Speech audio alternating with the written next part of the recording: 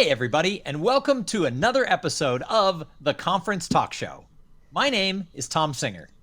And I'm Liz Green. And Tom, we're starting our fifth season Oh because my we said gosh. we were going to do these by quarter. Yep. We are starting our fifth season of the Conference Talk Show. And boy, if you think back to the before times, when we decided to start this show, it was really about, to be honest, giving ourselves something to do when our calendars disappeared, but also really showing what's possible in this environment.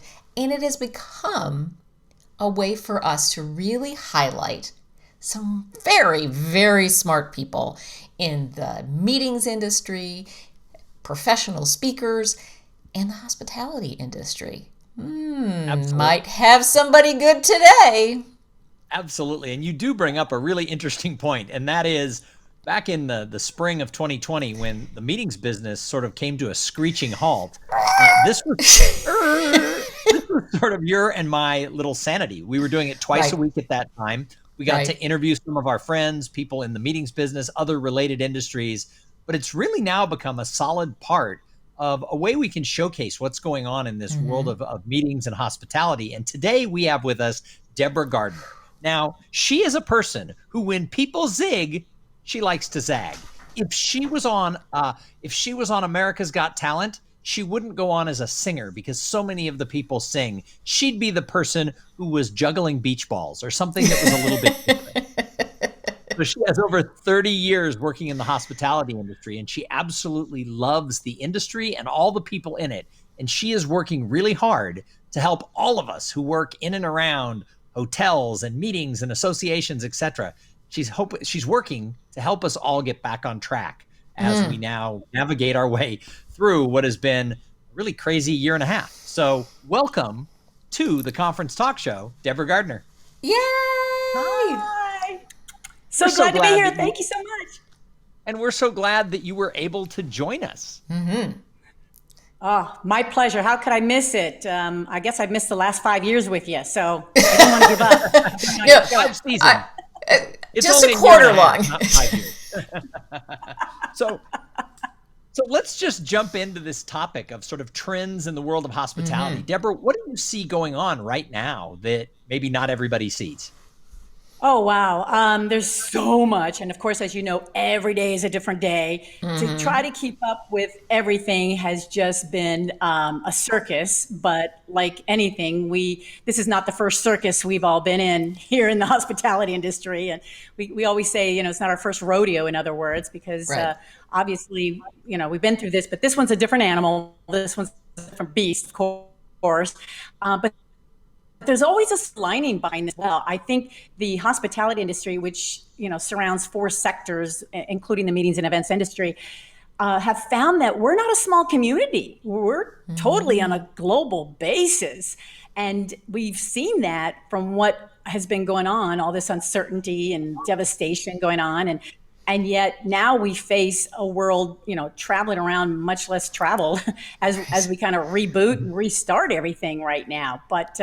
But what have we seen? Gosh, we've seen so much chaos, and with so many different rules and restrictions going on. Nobody knows. Even somebody like myself who likes to, when people zig, like to zag. Every time I zag, I'm like, well, now I got to zag over here because everything is changing so much. I can't even keep up with it. It's exhausting.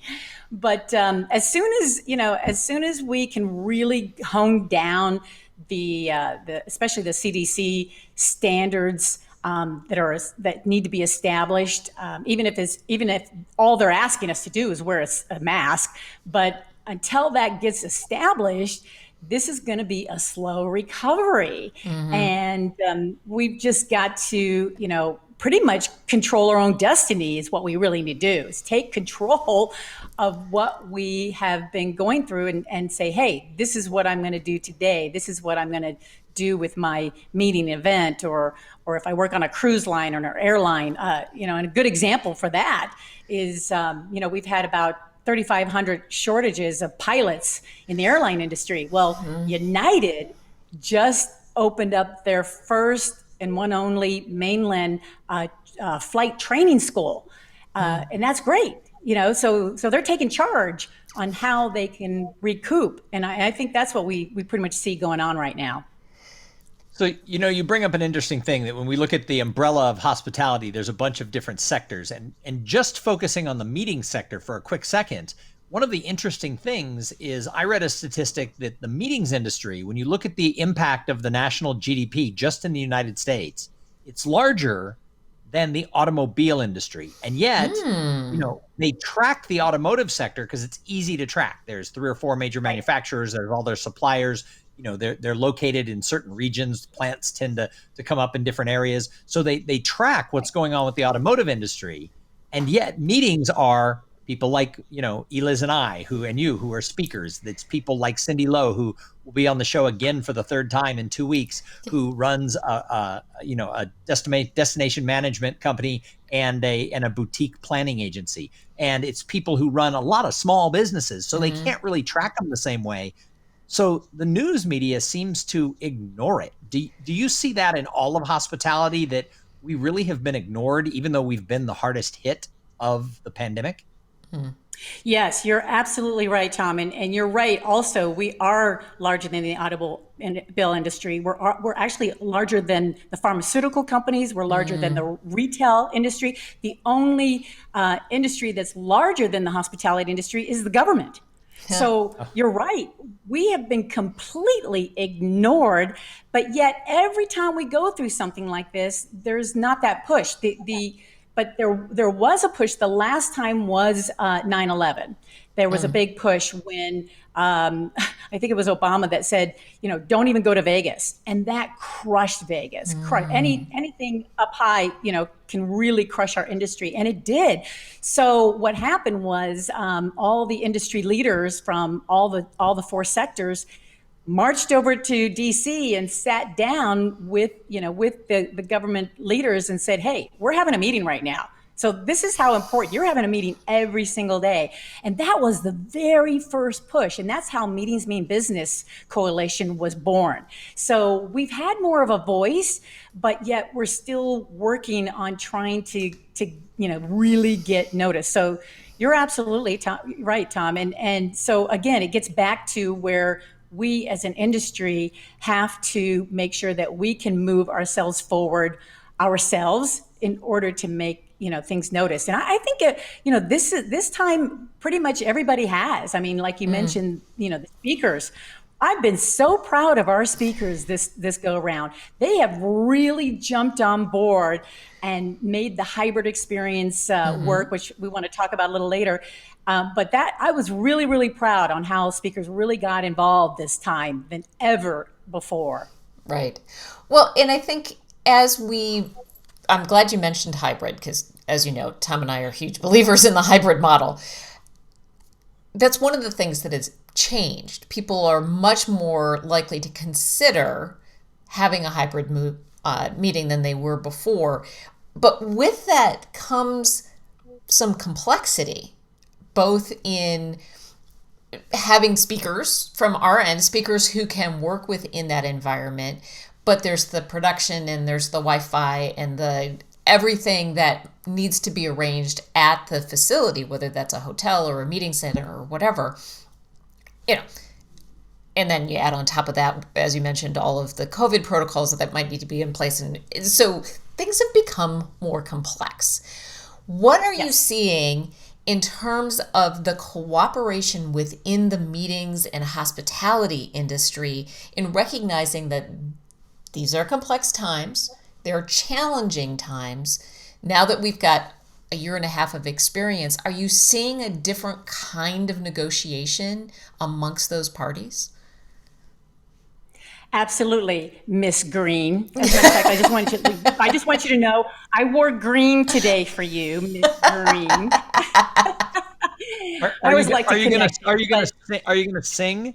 Are you gonna sing for me? No, I know, right? That's why I brought up America's Got Talent for you.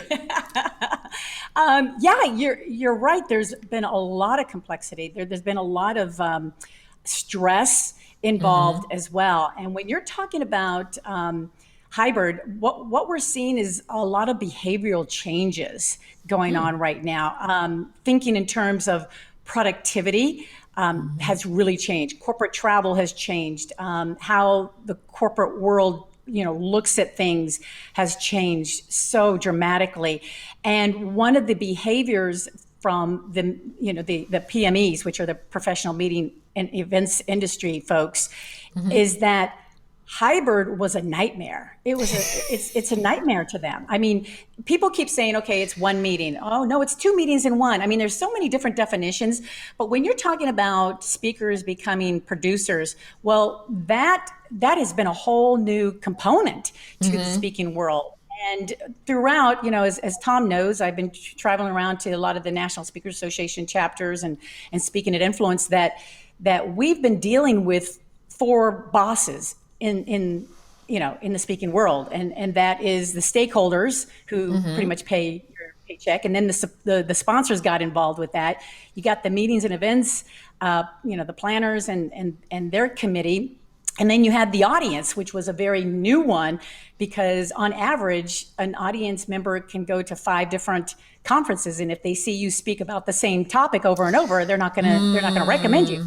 But now, because of COVID, there's 5 bosses that speakers have to deal with, and that's the production team, because the production team is actually meeting your clients before you do. And now we need to respect and appreciate what they do, because without them, we can't do our job. Absolutely true. They're tired. They're tired of these speakers showing up and say, okay, here's my USB. I'm heading to the stage. That is no longer happening at all. If you don't take on the production team as your boss, you're gonna miss out. And we have to also respect the fact that we need to do what we do best as speakers. We can't be a producer. We can't be a speaker. We can't be a jack of all trades. We need to let people do their job and stick to the content that we are hired for. So yes, you have your studios at home, but that's going to go away. And like you mentioned about hybrid, that's going to go away. And I know you hate to hear this after working so hard on this, but we see this going away in the next 2 years, because as slow as things are turning around, it's going to still be until like 2024 before we get back to 2019 numbers. But hybrid is going to melt away faster than a speeding bullet on a John Wayne movie. I mean, it's going to go away. And I know people look at maybe like the Olympics this summer as being hybrid, but we don't look at it as hybrid. We look at that as a broadcast. And the reason why it's going to go away is because there's been such a disconnect between the in-person and the virtual. Even the people in the in-person are going, wait a minute, I want to talk to these people out there, but it's not satisfactory enough. But that's okay, because it's been a pain in the butt for all of us, but it's been a growing pain, and we've learned a lot from it. But what's exciting to know is that there is going to be a more of a digital channel that's going to be bigger, it's going to be stronger, and it's going to be easier. So don't get so hooked on hybrid right now, because it's going to be gone before we know it. So I'm intrigued at the separation of having a digital channel and hybrid, in that I agree with you, trying to replicate an entire conference and believing that somehow you can provide the same experience in person as you can virtually. That is crazy talk. I agree with you on that. I do think, and I'm going to push back a little bit, I do think that there is going to be a hunger for some sort of virtual experience in connection with that in person. Oh, absolutely. So this is what you're talking about, this digital channel. Yes, absolutely. As a matter of fact, hybrid is going to it's going to be common compared to pre-COVID. It's here. There's no doubt about it. It's just going to look different. Sure. And it's going to feel different, and it's going to operate different. And that's what's exciting for those, that are PMEs. We know that is going to help quite a bit, and they're searching for that right now. So and they need to do that before we really, before what I call meeting revenge. I mean, once the floodgates open, there's going to be so much competition, including speakers getting into these conferences. So meeting revenge is it's on its way, and they need to be ready for that because the PMEs are looking for that. So one of the things that I believe is that the meetings business is going to come back stronger than ever. There's a lot of people out there in the news who are saying, oh, meetings are going to die because people will just stay at home and watch over Zoom or YouTube or whatever.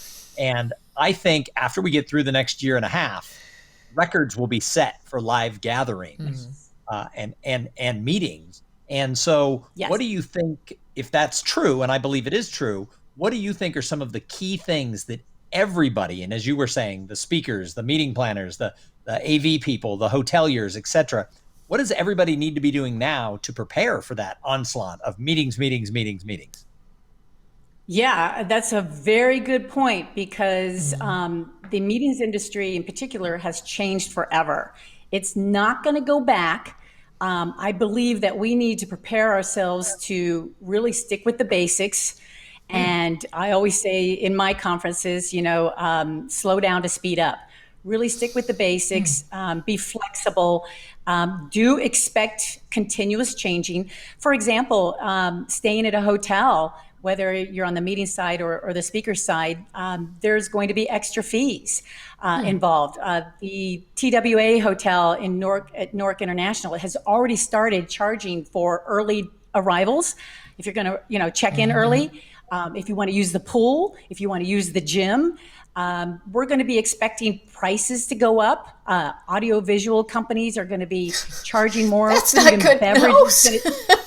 I know. That's not good news. Look different. It's going to look different. Like we're not going to have buffets for a while, right? But food and beverage pricing is going to go up. So we're also going to have to take a look at how travel is going to change. There's going to be more rail travel. There's going to be more car travel.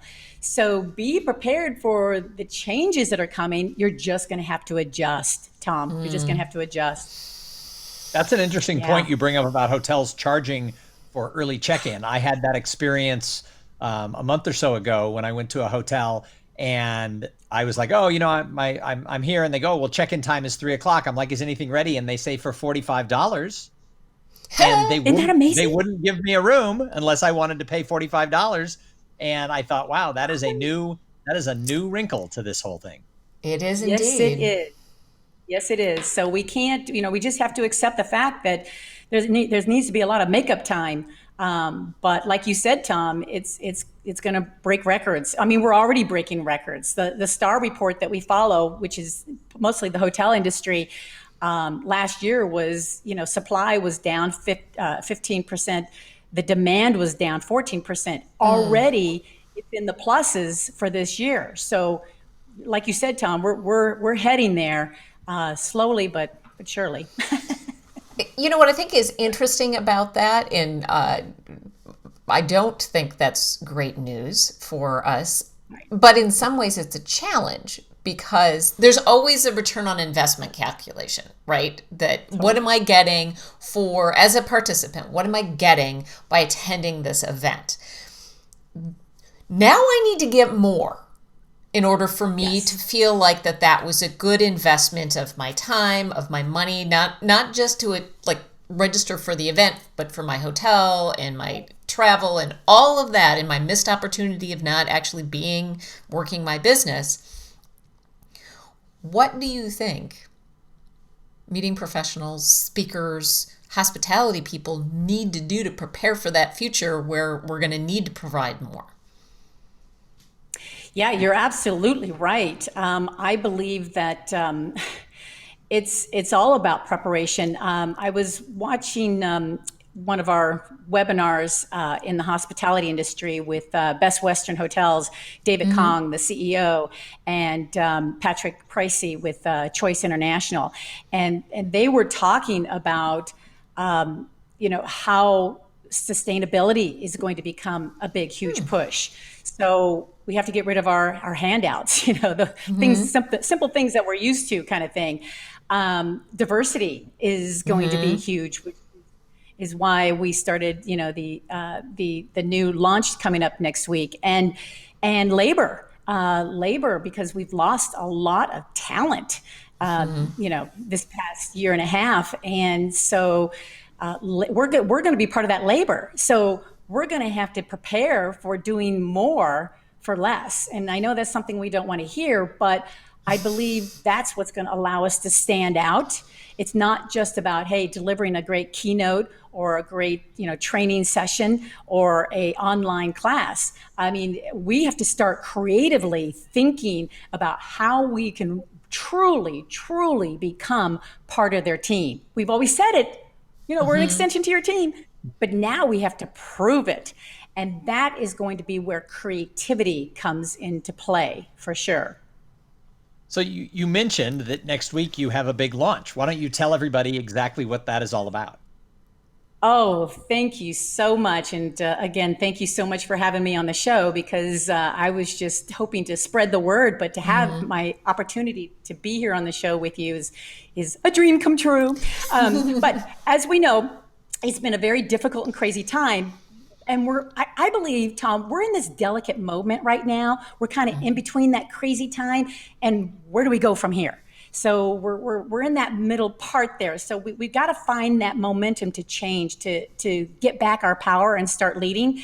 And times are changing for women in this industry. You're going to see some huge changes in every industry. There's a massive shift going to be happening, according to McKinsey, by 2030, that women leadership positions are going to expect to grow. It's going to be huge, and that's no different than the hospitality industry. And when again I listened to that webinar, on the Hotel Insights. When they were talking about diversity, they were talking about the need for women leaders, big time, because in the hospitality industry, only 7% of women are hotel owners, and only 7% of women are pilots in the airline industry. So we got a long way to go, baby, when it comes to, elevating women in the hospitality industry. As a matter of fact, there's only like 85% of companies have only 1 in 5 women on the board or in the senior level. And it's like, seriously? So I'm listening to all this and I'm like, okay, I had a V8. I got to figure out how we can turn all this around. And so my team and I, we sat down, we're talking about one day, I said, you know what? There's a National Women's Day back in April or something. Why don't we have something for the industry? And not just stop there, but why don't we make it global? So now we came up with the International Hospitality Women's Day. It's a day of celebrating the achievements of women in the hospitality industry, and along with a call to action to accelerate these women on an international stage. And so, I mean, it's time to show how essential women are in the industry.